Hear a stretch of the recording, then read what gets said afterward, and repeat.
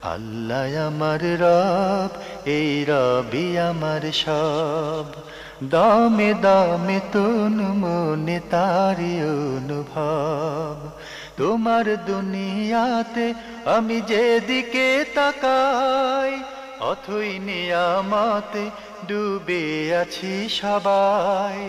পাক পাখালির গানে শুনি তসবি কলো রব, তসবি কলো রব। আল্লাহ আমার রব, এই রবি আমার সব।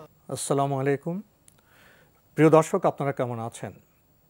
সবাই ভালো থাকুন, সেটা আমাদের একান্ত কামনা। শুরু হলো এনটিভি আয়োজিত এবং লাভ হলো নিবেদিত অনুষ্ঠান আপনার জিজ্ঞাসা। আপনাদের সাথে আছি আমি জয়নুল আবেদিন আজাদ। আর আমাদের মাঝে অতিথি হিসেবে উপস্থিত আছেন বিশিষ্ট আলেম মাওলানা রফিকুল ইসলাম আল মাদানী। আসসালামু আলাইকুম রহমতুল্লাহি তাআলা ওয়া বারাকাতুহু। প্রিয় দর্শক, চলুন তাহলে জিজ্ঞাসার জগতে। শুরুতে একটি ইমেইল, এটি যিনি পাঠিয়েছেন জাহেদ আল রাজি, প্রেস্টন সিটি, ল্যাঙ্কাশায়ার, ইংল্যান্ড থেকে আপনি লিখেছেন, আমি আপনার জিজ্ঞাসার একজন নিয়মিত দর্শক। আমি অনুষ্ঠানের সর্বাঙ্গীন কল্যাণ কামনা করি। আমার কিছু প্রশ্ন: এক, আমি অমুসলিম দেশে থাকি। অনেক সময় আমার কাজের জায়গায় সালাত আদায় করার কোনো ব্যবস্থা থাকে না। এমত অবস্থায় আমি যদি আমার গাড়ির সিটে বসে সালাত আদায় করি, তাহলে সালাত শুদ্ধ হবে কি? উল্লেখ্য যে সালাতে কিয়াম করা ফরজ, কিন্তু আমি তো কিয়াম করতে পারছি না। এখন আমাকে কি ঘরে গিয়ে পুনরায় সেই সালাত কাজা আদায় করতে হবে? আলহামদুলিল্লাহ ওয়াসসালাতু ওয়াসসালামু আলা রাসূলিল্লাহি ওয়া বাদ। সম্মানিত ভাই, আল্লাহ সুবহানাহু ওয়া তাআলা কোরআন কারিমে ইরশাদ করেছেন, ইন্নাস সালাতা কানাত আলাল মুমিনিনা কিতাবাম মাওকুতা। প্রতিটা মুমিন মুসলমানের সময়ের মধ্যেই তার সালাতটা আদায় করতে হবে। এবং নবীজি সাল্লাল্লাহু আলাইহি সাল্লাম এই সময়টিকে এমনভাবে আমাদেরকে বুঝিয়ে দিয়েছেন যে জিবরিল আমিন একবার বললেন যে আমি আপনাকে 2 দিন ঠিক সময় মতো এসে আমি আপনাকে সালাত পড়িয়ে দেব, আপনি একাকি পড়বেন না। প্রথম দিন জিবরিল আমিন একদম শুরুর ওয়াক্তে চলে আসলেন, 5 ওয়াক্ত সালাত পড়িয়ে দিলেন। আমরা আউয়াল ওয়াক্ত বলি। আউয়াল ওয়াক্তে, জি। এরপরে বলে গেলেন আগামীকালকে আমি আসবো, আমি না আসা পর্যন্ত সালাত আদায় করবেন না। নবীজি অপেক্ষা করছেন, তিনি ভাবছেন হয়তো সূর্য উঠে যাবে। এমন সময় বিলম্বে জিবরিল আসলেন। জোহরের ক্ষেত্রেও তাই, আসর মাগরিবের সাথে দেরিতে আসলেন। এরপরে জিবরিল আমিন বলে গেলেন, এই যে 2 ওয়াক্তে আপনাকে আমি সালাত পড়িয়ে দিলাম, এর মাঝখানের ওয়াক্তটুকুই আপনার উম্মতের সালাতের ওয়াক্ত। অতএব সম্মানিত ভাই, সলাতের জন্য প্রতিটা সলাতেরই একটু লম্বা সময় রয়েছে। এই সময়ের মধ্যে যে যেখানে কর্মব্যস্ত থাকুক না কেন, তার প্রয়োজনে সে ওয়াশরুমে যায়, টয়লেটে যায়, বাথরুমে যায়, অন্যান্য কার্যক্রম করে। এর মধ্যে আপনি যখন কাজে থাকবেন, যে কোনো জায়গায় ছোট্ট একটি গামছা বিছিয়ে, সলাতের জন্য যে জায়নামাজ থাকতে হবে এগুলো কিন্তু জরুরি নয়। যে কোনো জায়গা যদি একটু শুকনো হয়, নবীজি বলেছেন তহারতুল আরদি ইউবসুহা, জমিন যদি শুকিয়ে যায় তাহলে সেটি পাক। অতএব আপনি একটি গামছা বিছিয়ে অথবা গামছা ছাড়াই, ইউরোপের জায়গা তো এমনি মোটামুটি পরিষ্কার, শুকনো হলেই চলবে, সেখানে আপনি শুধু ফরজ সালাতটুকুন পড়ে নেবেন। কিন্তু সেই জায়গাকে অ্যাভয়েড করে আপনি গাড়িতে বসে বসে যদি সলাত আদায় করেন তাহলে সলাতটি হবে না। হ্যাঁ, যেহেতু আপনি নিজেই বলেছেন যে সলাতের মধ্যে শক্তি সামর্থ্য থাকলে কিয়াম করা ফরজ, অতএব রুকুন এবং ফরজ বাদ দিয়ে তো সলাত হয় না। এই সলাতটি বসে বসে তার জন্য হবে যে সাধারণত দাঁড়াতে পারে না, অথবা এমন সিচুয়েশনে যেখানে গাড়িটা আপনার নিয়ন্ত্রণে নয়, এই গাড়িটা ছেড়ে দিলে দাঁড়ানোর ব্যবস্থা নেই, এই গাড়িটা ছেড়ে দিলে আপনি বড় ধরনের বিপাকে পড়বেন। এই ট্রেনে আপনাকে যেতে হবে, এই গাড়িতে আপনাকে যেতে হবে, আপনার নিয়ন্ত্রণে নেই। আপনার প্রাইভেট গাড়িটা আপনার নিয়ন্ত্রণে রয়েছে, অথবা আপনি যে স্থান থেকে কাজে যাচ্ছেন আপনি সময়ের শুরুতেও পড়ে নিতে পারেন, মাঝখানেও পড়তে পারেন, শেষেও পড়তে পারেন। অতএব প্রতিদিন নিয়মিত এইভাবে গাড়িতে বসে যদি আপনি সলাত আদায় করেন তাহলে সলাত হবে না, আপনার ফরজ ছুটে যাবে। অতএব এই সময়ের মধ্যেই আমরা আপনাকে পরামর্শ দিচ্ছি, যেখানে পারেন সেখানে দাঁড়িয়ে আপনি সলাত আদায় করে নেবেন। আর যদি এমন হয় যে কোনোভাবে আমার এই কাজের সাথে সলাত সামঞ্জস্যপূর্ণ নয়, তাহলে আমরা বলবো যে আপনি সলাতটাকেই প্রাধান্য দিবেন, আল্লাহর উপর ভরসা করবেন, আল্লাহ সুবহানাহু ওয়া তাআলা আপনার জন্য এর চেয়ে বেটার কাজের ব্যবস্থা করে দেবেন ইনশাআল্লাহ। আরেকটি সমস্যা দেখা যায় সালাতের ব্যাপারে, বেশ আমাদের ঢাকা শহরে, হয়তো আমি শহরের মধ্যে আছি, হয়তো উত্তরা থেকে আমি যাত্রাবাড়ি রওনা হয়েছি, পথে এমন জ্যাম পড়ে গেল, নামাজ ওয়াক্ত চলে যাচ্ছে, তখন অনেকে তখন গাড়ির মধ্যে নামাজটা সেরে নেন। এটা করবেন নাকি মানে বাসায় গিয়ে আপনার নামাজ জমা করবেন? না, আমাদের দেশের যেই কন্ডিশনটা, যে জ্যামের যে অবস্থাটা, এমন সিচুয়েশন হয় যে গাড়িটা যে আপনি কোথাও সাইড করবেন বা দাঁড়াবেন সেই সুযোগটাও থাকে না। গাড়ি, জি, সেই ক্ষেত্রে আপনি গাড়িতে বসেই নামাজ পড়ে নেবেন। হ্যাঁ, যদি সফরের দূরত্ব হয় তাহলে তো সলাৎ জমা করার সুযোগ রয়েছে। আর যদি মুকিম অবস্থায় হয় তাহলে তো সলাৎ আর জমা করার 2 ওয়াক্ত একসাথে করার সুযোগ নেই। সেই ক্ষেত্রে যেহেতু আপনি বাধ্য, সেই ক্ষেত্রে গাড়িতে সিটে বসেই যদি সলাৎ আদায় করেন, ওজোরের তো কোনো মাসলা নেই, যেটা আমাদের এখানে একটা প্রচলিত কথা। মানে এটা তো ইচ্ছাকৃত নয়, বিধানও নয়, পরিস্থিতির কারণে হয়তো আল্লাহ আমাদের এটা ক্ষমা করবেন। মূলনীতি হলো এটি আদ-দরুরাতু তুবিহুল মাহজুরাত, যেটি প্রয়োজন সেটি একটা নিষিদ্ধ কাজকে অনেক সময় অনুমোদন দিয়ে দেয়। এটা পরিস্থিতির উপর হয়তো আল্লাহ আমাদের ক্ষমা করবেন, হয়তো আল্লাহ এটাকে গ্রহণ করবেন। আমরা জানলাম, প্রিয় দর্শক লিখেছেন, কাপড়ের মোজার উপর মাসে করা কি সর্বাবস্থায় জায়েজ না শুধু মুসাফির অবস্থায়? উল্লেখ্য যে আমি অজু করে কাপড়ের মোজা পরে সারাদিন মাসে করে সালাত আদায় করি, কারণ আমাকে সবসময় বেসিনে অজু করতে হয়। বেসিনের উপর পা উঠিয়ে পা ধৌত করা অমুসলিম পরিবেশে দৃষ্টিকটু দেখায়। এমত অবস্থায় শুধু মোজার উপর মাসে করলে সালাত শুদ্ধ হবে? মোজার উপর মাসাহ করা, সম্মানিত ভাই, এটি আহলুস সুন্নাত ওয়াল জামাআতের একটি বৈশিষ্ট্য। শিয়াদের থেকে যে পার্থক্য, সেখানে অনেক ওলামা একরাম বলেছেন আহলুস সুন্নাত ওয়াল জামাআতের বৈশিষ্ট্য 3টি। একটি হলো তাফদীলুশ শাইখাইন ওয়া হুব্বুল খাতানাইন ওয়াল মাসহু আলাল খুফাইন। 2 শাইখ অর্থাৎ আবু বকর এবং ওমর রাদিয়াল্লাহু তাআলা প্রাধান্য দেওয়া, ওসমান রাদিয়াল্লাহু তাআলা আনহু এবং আলী রাদিয়াল্লাহু তাআলা ভালোবাসা। আরেকটি হলো মোজার উপর মাসাহ করা। মোজার উপর যে মাসাহটি, এটি সফর অবস্থায় তার মেয়াদ হলো 72 ঘন্টা, 3 দিন 3 রাত্র, আর মুকিম অবস্থায় 24 ঘন্টা। অতএব মোজার উপর মাসেহের ক্ষেত্রে আপনি সফরে হন অথবা মুকিম হন, সর্বাবস্থায় মাসে করতে পারবেন। হ্যাঁ, এখানে একটি বিষয় আমরা বলে রাখছি, সেটি হলো কাপড়ের যে মোজা, এই মোজার মাসেহ নিয়ে হানাফি মাযহাবের উলামা একরামগণ ইখতিলাফ করেছেন। তারা বলেছেন যদি পাতলা মোজা হয়, কাপড়ের মোজা হয়, তাহলে মাসে চলবে না। এছাড়া সমস্ত উলামা একরামের মতে চামড়ার মোজা হোক অথবা কাপড়ের মোজা হোক, তার উপর মাসা করা বৈধ। অতএব আপনি যেহেতু মানে সফরে নন, আপনি আপনার শহরে রয়েছেন, সেই ক্ষেত্রে প্রতি 24 ঘন্টায় একবার হলেও আপনি মোজা খুলে আবার অজু করে মোজাটা পরবেন, তাহলে আপনি মাসা করতে পারবেন ইনশাআল্লাহ। 24 ঘন্টা অতিক্রান্ত হয়ে গেলে। জি। লিখেছেন, ইনকাম ট্যাক্স প্রদান না করে রোজগার করলে সেই রুজি হালাল হবে কি? যদিও ইংল্যান্ডে প্রত্যেকের আইনত ট্যাক্স প্রদান করা বাধ্যতামূলক। উল্লেখ্য যে আমাদের এই ট্যাক্সের টাকা দিয়ে তারা যুদ্ধাস্ত্র তৈরি করেন, আমাদের মুসলিম দেশগুলোর উপর অবৈধভাবে হামলা চালান। এমত অবস্থায় আমি যদি ট্যাক্স না দিয়ে উপার্জন করি, তাহলে সেটা কি বৈধ হবে?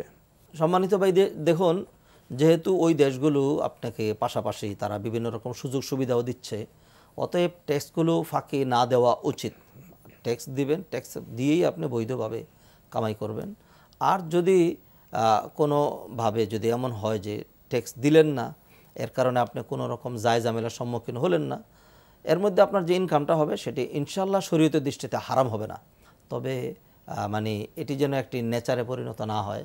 কোনো দেশেই মানে সরকারের আইনগুলোকে ফাঁকি দেওয়ার অথবা সেগুলোকে উপেক্ষা করে চলার এই পরামর্শ আমরা দেই না, আমরা সেগুলোকে মানার পরামর্শ দেই। আমি যেভাবে জিনিসটা বিবেচনা করে আপনার সামনে পেশ করতে চাই, একটা হলো আমরা মুসলিমরা পৃথিবীর বিভিন্ন দেশে বসবাস করি। সব দেশ ইসলামিক দেশও না, সব দেশ মুসলিম প্রধান দেশও না। আমরা সংখ্যালঘু হিসেবে পৃথিবীর বিভিন্ন জনপদে বিভিন্ন দেশে বসবাস করছি। এখানে একটি গুরুত্বপূর্ণ বিষয় হলো ল অফ ল্যান্ড, অর্থাৎ যে দেশে বসবাস করছি সেই দেশের যে আইন, সেটা তো একজন আপনার বৈধ নাগরিক হিসেবে সে আইন আমাকে মানতে হবে। তো আমাকে ট্রাফিক আইন আছে, তারপরে ইনকাম ট্যাক্স আছে, এটা তো ল অফ ল্যান্ড, সে দেশের আইন, আমরা তো সেটা মানার কথাই বলবো। জি। এবং উনি যে এখানে নিজের পক্ষে যুক্তি উপস্থাপন করলেন যে আমাদের ট্যাক্সের টাকা দিয়ে তারা যুদ্ধাস্ত্র তৈরি করেন, এটা আমরা কীভাবে জানলাম? ট্যাক্সের টাকা দিয়ে কি শুধু যুদ্ধাস্ত্র তৈরি করা হয়? ট্যাক্সের টাকা দিয়ে কি জনকল্যাণমূলক বিভিন্ন কাজ করা হয় না? অবশ্যই কাজ করা। তাহলে এই ক্ষেত্রে কি ওনার কোনো গবেষণা আছে, না শুধু ব্যক্তিগত ধারণাভিত্তিক কথা? দুটি বিষয়। একটি হলো ধারণা ভিত্তিক কথা, আর একটা তথ্যভিত্তিক কথা, গবেষণালব্ধ কথা। তো আমার বিবেচনায় যেহেতু উনি এটাকে তথ্যভিত্তিক বা গবেষণালব্ধ বিষয় হিসেবে উপস্থাপন করেনি, ওনার ধারণা উপস্থাপন করেছেন। তো ধারণাকেও তো আমরা খুব বেশি গুরুত্ব দিতে পারি না। তো আমার তো মনে হয় যে উনি যে দেশে বসবাস করবেন সে দেশের রাষ্ট্রীয় যে বিধিবিধান আছে সেটা যদি কোনো হারাম বিষয় না হয়, সরাসরি কোরআন হাদিসের সাথে সাংঘর্ষিক না হয়, তাহলে সে বিধানটা তো মেনে চলে বোধহয় উত্তম।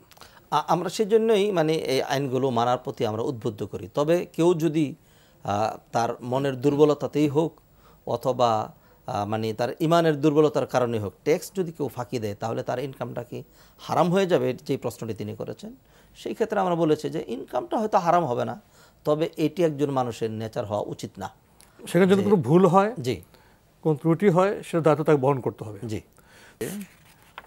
আমরা এক ভাইয়ের ইমেল পড়ছিলাম, জাহেদ আল রাজি, আপনি আরও লিখেছেন, পবিত্র কোরআনের সূরা হাক্কার 44 থেকে 46 নম্বর আয়াতে আল্লাহ বলেন, কোট করেছেন আপনি, যদি সে আমার নামে মিথ্যা রচনা করত তবে আমি তার ডান হাত পাকড়াও করতাম, তারপর অবশ্যই আমি হৃৎপিণ্ডের শিরা কেটে ফেলতাম। কোটেশন শেষ। এখানে আল্লাহ কাকে উদ্দেশ্য করে বলছেন? উল্লেখ্য যে একজন পাকিস্তানের সুন্নি বেরলভী আলেমকে জিজ্ঞাসা করলে উনি বললেন, এখানে আল্লাহ কাফিরদের বুঝিয়েছেন। নাউজুবিল্লাহ, আল্লাহ নবী সাল্লাল্লাহু আলাইহি ওয়াসাল্লামকে কখনো এভাবে বলতে পারেন না। প্রত্যুত্তরে আমি ওনাকে বললাম, আল্লাহ এখানে নবী সাল্লাল্লাহু আলাইহি ওয়াসাল্লামকে বুঝিয়েছেন। উনি বললেন, আমার ঈমান চলে গেছে, আমাকে নতুন করে তাওবা করে ঈমান আনতে হবে। বিষয়টি একটু বুঝিয়ে বলবেন? সম্মানিত ভাই, আপনি সঠিক কথাই বলেছেন। আমাদের দেশে এবং আরও অন্যান্য দেশে এমন অনেকে রয়েছে যারা নবী মুহাম্মদ রাসূলুল্লাহ সাল্লাল্লাহু আলাইহি ওয়াসাল্লামকে নিয়ে মানে অনেক বেশি বাড়াবাড়ি করে নবী সাল্লাল্লাহু আলাইহি ওয়াসাল্লামকে তারা, কিন্তু রাসূল এবং বান্দা, জি, তো আল্লাহ তো বান্দাকে যেই কথা বলতে পারেন রাসূলকে সে কথা বলতে পারেন। তো নবীজিকে আল্লাহ সুবহানাহু ওয়া তাআলা রীতিমতো অনেক সময় ধমক দিয়েছেন। আল্লাহ সুবহানাহু ওয়া তাআলা বলছেন, সতর্ক করেছেন। এইখানে আপনি তো আর কাফের বলতে পারবেন না। আল্লাহ যেখানে বলছেন, ইয়া আইয়ুহান নবী লিমা তুহাররিমু মা আহাল্লাল্লাহু লাক, আল্লাহ আপনার জন্য যা হালাল করেছেন এটি আপনি কেন হারাম করতে যাচ্ছেন? স্ত্রীদেরকে খুশি করার জন্য? এরপর আল্লাহ সুবহানাহু ওয়া তাআলা আল্লাহু গফুর রহিম, আপনি যে ভুলটুকুন করেছিলেন আল্লাহ ক্ষমা করে দিলেন। আল্লাহ সুবহানাহু ওয়া তাআলা নবীজিকে এইভাবে বিভিন্ন সময় ধরেছেন। নবীজি আমাদের শেখাবার জন্য, জি, আমাদের শেখাবার জন্য। নবীজি সাল্লাল্লাহু আলাইহি সাল্লামের যে সর্বোচ্চ স্ট্যাটাস, এটি হলো তিনি আল্লাহর বান্দা। এই জন্য মেরাজের রজনীতে যখন আল্লাহ সুবহানাহু ওয়া তাআলা নবীজিকে উপরে নিয়ে গেলেন, সেইখানে আল্লাহ সুবহানাল্লাযী আসরা বিরাসূলিহি বিনাবিহি বলেন নাই, সুবহানাল্লাযী আসরা বিআবদিহি, যিনি তার বান্দা এবং গোলামকে উপরে নিয়ে গিয়েছেন। তিনি বান্দা হওয়ার কারণে তিনি রাসূল, জি, রাসূল হওয়ার কারণে তিনি উচ্চ মর্যাদাশীল এবং তার দায়িত্বের কারণে মূলত তার মূল পরিচয় তো বান্দা। জি। আর এইখানে যে বিষয়টি সেটি হলো যে আল্লাহ সুবহানাহু ওয়া তাআলা এখানে রাসূলুল্লাহ সাল্লাল্লাহু আলাইহি ওয়াসাল্লামকে কিন্তু নিন্দাবাদ করেননি, এটি প্রশংসা করেছেন। আল্লাহ সুবহানাহু ওয়া তাআলা বলছেন, নবীজি যদি একটি কথাও নিজের থেকে বলতেন তাহলে আমি এরকম করতাম। এখানে আল্লাহ সুবহানাহু ওয়া তাআলা আলটিমেটলি জানিয়ে দিলেন নবীজি সাল্লাল্লাহু আলাইহি ওয়াসাল্লাম নিজের পক্ষ থেকে একটি কথাও বলেননি। যেমন যেটা বলেন সেটা ওহীর মাধ্যমে বলেন, ওহীর মাধ্যমে, যেটা বলেন তিনি সঠিক কথা বলেন। এখানে আসলে নবীর কথার যে সত্যতা, জি, এটাকে তো সিলমুহর মারা হলো, এটাকে তো এখানে স্বীকার করে নেওয়া হলো। জি জি জি জি। অতএব এখানে তিনি যেটি বুঝেছেন যে নবীজিকে আল্লাহ ধমক দিয়েছেন, এটা হতে পারে না, এতে তিনি ভুল করেছেন। এখানে কোনো কাফেরের কথা আল্লাহ সুবহানাহু ওয়া তাআলা বলেননি। আল্লাহ সুবহানাহু ওয়া তাআলা নবীজির কথাই বলেছেন, যেহেতু ওহী নবীজির উপরই আসতো, কাফেরের উপর ওহী আসতো না। তাহলে আমাদের ভাইরা নতুন করে অতএব তওবা করে ঈমান আনার প্রয়োজন নেই। তবে হ্যাঁ, তিনি তো তওবা করবেন, আমরা প্রতিনিয়ত তওবা করব, উনিও তওবা করবেন। আমরা এই অর্থে তওবা করব না যে আমার ঈমান চলে গিয়েছিল। না না, আমাদের ভাই যে বক্তব্য বলেছেন সেটা তো ভুল নয়। না, তার আমরা তওবা তো এমনিতে করব, এটা তো সুন্নাহসম্মত কাজ। আমরা তওবা করব, আমাদের অনেক জানতে অজান্তে ভুল হয়ে যেতে পারে। জি জি জি। তাহলে যেই আলেম, যিনি সুন্নি বেরলভী আলেম যে কথা বলেছেন সে কথাটা তথ্যভিত্তিক নয়, সেটা সঠিক নয়। বরং ঈমান তার নবায়ন করা উচিত, যেহেতু সে কোরআনের ভুল ব্যাখ্যা করছেন। ভুল ব্যাখ্যা নয় শুধুমাত্র, নবীজি সাল্লাল্লাহু আলাইহি সাল্লাম যেখানে যে মাকাম, সেইখানে নবীজিকে সরিয়ে সেখানে কাফের ঢুকিয়ে দিচ্ছেন। হ্যাঁ, এটা তো মনোমত ব্যাখ্যা। মনোমত মানে রসুলের উপর ঈমান থাকছে না। অতএব কোরআনের প্রতি ঈমান থাকছে না। তাকেও সংশোধন হতে হবে। সংশোধন সব জায়গায় আবেগ, নিজস্ব আবেগের দ্বারা পরিচালিত হলে হবে না। যেখানে আমার মধ্যে বা কারোর সাথে বিতর্ক হবে, সেখানে আল্লাহ রসুলের দিকে আমাদের ফিরে আসতে হবে। আমরা জানলাম, প্রিয় দর্শক, আপনি আরও লিখেছেন, একজন মানুষ বালেগ হওয়ার পর থেকে ইসলামের সবগুলো বিধান যেমন সালাত, জাকাত, সাওম, ইসলামী মুআমালাত ইত্যাদি যথাযথভাবে পালন করলো। তার বিপরীতে অন্য একজন মানুষ বালেগ হওয়ার পর থেকে এসবের কোনোটাই পালন করলো না। মধ্য বয়সে বা বৃদ্ধ বয়সে সে তওবা করে সব কিছু পালন করা শুরু করলো এবং আল্লাহ তাআলা তাকে ক্ষমা করে দিলেন এবং তিনি মুক্তি পেয়ে গেলেন। এখন প্রশ্ন হলো, যে সব কিছু পালন করলো এবং মুক্তি পেল, আর যে পালন না করেই মুক্তি পেয়ে গেল শুধু তাওবার দ্বারা, এই উভয়ের মধ্যে কোনো পার্থক্য থাকলো কি? বিষয়টি একটু বুঝিয়ে বলবেন। আসলে সম্মানিত ভাই, দেখুন, একজন মানুষের উচিত প্রতিটা মুহূর্ত সে নেক আমলের মধ্য দিয়ে নিজেকে মৃত্যুর জন্য প্রস্তুত রাখবে। কারণ হলো, কারো জানা নেই যে তিনি কি বৃদ্ধ হবেন অথবা তিনি দীর্ঘ হায়াত পাবেন কিনা, এটি জানা নেই। অতএব যিনি জীবনের শুরু থেকেই নেক আমল করেছেন, প্রতিনিয়ত প্রস্তুত ছিলেন, আল্লাহ সুবহানাহু ওয়া তাআলার কাছে তো এগুলো সবগুলো রেকর্ড করা হয়েছে। আর যিনি আগে করেননি, পরবর্তীতে মানে নেক আমল করেছেন, তওবা করেছেন, আল্লাহ তাকে মাফ করে দিয়েছেন। একজনকে মাফ করে দেওয়া আর একজন শুরু থেকে যিনি নেক আমলের উপরে ছিলেন, এই দুইয়ের মাঝে নিঃসন্দেহ পার্থক্য। তার তো নেক আমল তো বাদ দেওয়া হয়নি, তার নেক আমল তো ওজন করা হবে। যে ওজন করা হবে। দ্বিতীয় দিনে জীবনের শেষ পর্যায়ে ক্ষমা চাইলে তওবা করলেন, তিনি ক্ষমা পেলেন, জি, কিন্তু তার নেক আমল তো তার মতো তো বৃদ্ধি হয়ে যায়। এখানে আরেকটি বিষয়, সেটি হলো যে এই দুই ব্যক্তিকেই আল্লাহ সুবহানাহু ওয়া তাআলা একই স্ট্যাটাসে জান্নাতে দিবেন, এটি তো বলা হয়নি। সে খবর আমাদের কাছে নেই। আমাদের কাছে নেই। জান্নাতে অনেক দারাজাত রয়েছে, অতএব প্রত্যেকে তার আমল অনুযায়ী জি জান্নাতে তাদের ক্লাসিফিকেশন এবং শ্রেণীবিন্যাস হবে। অতএব আমাদের উচিত হলো প্রতিনিয়ত নেক আমলের উপর টিকে থাকা। আর যিনি পরবর্তীতে তওবার সুযোগ পেয়েছেন, এটি বলবো যে আল্লাহ সুবহানাহু ওয়া তাআলা তার প্রতি বড় দয়া, তওবার সুযোগ করে দিয়েছেন। এটিও কম কথা নয়। এমনও তো হতে পারতো তিনি যখন পাপাচারে লিপ্ত ছিলেন তখনই তিনি দিনে থেকে চলে যেতে পারতেন। তো প্রিয় দর্শক, কেউ যদি মুক্তি পেয়ে যায় অল্প আমল করে, বা আল্লাহ যদি কাউকে ক্ষমা করে দেন, তাতে তো আমাদের কোনো সমস্যা নেই। সেটা তো আমার জন্য খুশিরই বিষয়, কারণ আমরাও তো ক্ষমা পেতে চাই। প্রিয় দর্শক, এবার আমাদের হাতে আরও একটি ইমেল। এটি পাঠিয়েছেন মালিহা জান্নাতুল। লিখেছেন, মেয়েদের আর্মিতে জয়েন করার ব্যাপারে ইসলামী মতে কি জায়েজ আছে? সম্মানিতা বোন, আল্লাহ সুবহানাহু ওয়া তাআলা নারীদেরকে অনেক বেশি মর্যাদা দিয়েছেন। রেসপন্সিবিলিটির দিক থেকে নারীদের রেসপন্সিবিলিটি আল্লাহ সুবহানাহু ওয়া তাআলা একরকম, আর পুরুষের দায় দায়িত্ব এবং রেসপন্সিবিলিটি আরেক রকম করেছেন। সেনাবাহিনীদের যে কঠিন কাজগুলো, এই কঠিন কাজগুলো থেকে নারীদেরকে অব্যাহতি দেওয়া হয়েছে। যেহেতু যুদ্ধ করা, জেহাদ করা, এটি আগেকার দিনে মুজাহিদরা করতেন, সেটি নারীদের উপর ফরজ ছিল না। আর এখনকার প্রেক্ষাপটে যেহেতু সাধারণ মানুষ যুদ্ধ করে না, সেনাবাহিনীরা যুদ্ধ করে, অতএব এই যুদ্ধের মতো কঠিন যে কাজগুলো, যেখানে একজন যোদ্ধাকে দিনকে দিন, মাসকে মাস বাড়ি থেকে দূরে থাকতে হবে, আলাদা থাকতে হবে, না খেয়ে থাকতে হবে, বিভিন্ন রকম জটিল পরিস্থিতি রয়েছে, এইগুলো মোকাবেলা করার জন্য আল্লাহ সুবহানাহু ওয়া তাআলা যেই শক্তি, সামর্থ্য, মেন্টালিটি সেইভাবে উপযোগী করে পুরুষদেরকে তৈরি করেছেন, নারীদেরকে এইভাবে করেননি।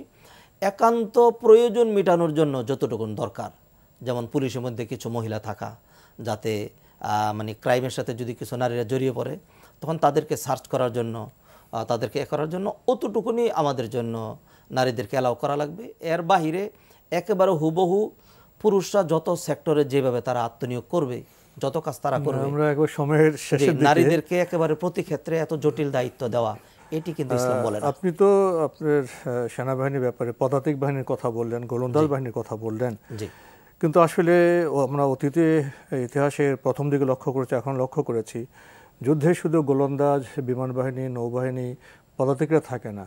আর যুদ্ধে তো নার্সের অনেক কাজ থাকে, মেডিকেল কোরের অনেক কাজ থাকে। তাহলে ইসলামের আলোকে বোধ হয় সেনাবাহিনী তো নারীদের জন্য অনেক কাজ আছে, এবং নারীদের যেটা সম্মত, যেটা যৌক্তিক, সে কাজই তারা করবেন।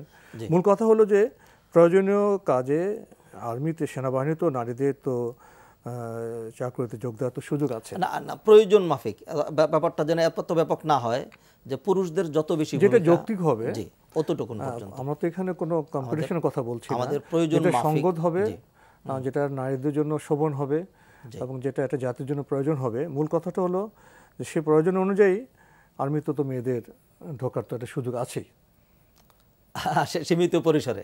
প্রয়োজন অনুযায়ী ব্যাপক যেন না হয়, কারণ বিষয়গুলি আমরা যেটি দেখতে পাচ্ছি সেটা হলো যেটা যে যৌক্তিক হবে, যেটা তাদের জন্য আপনার প্রয়োজনীয় হবে, সেখানে তো আমাদের অতটুকু থাকতে পর্যন্ত, হবে। জি। কোনো ব্যাপারে তো বাড়াবাড়ি, তো এটা ইসলাম কেন? কোনো যৌক্তিক মানুষই সেটা বলবে না যে যেটা আপনার যৌক্তিক নয় বা যেখানে বাড়াবাড়ি, সেখানে তো আমরা কেউ যাব না, যেতে চাইবো না। তো আজকে আমাদের এখানেই শেষ করতে হচ্ছে। আপনাকে অনেক ধন্যবাদ। জি, আপনাকে ধন্যবাদ। প্রিয় দর্শক, আমরা এতক্ষণ দেখছিলাম এনটিভি আয়োজিত এবং লাভেলো নিবেদিত অনুষ্ঠান আপনার জিজ্ঞাসা।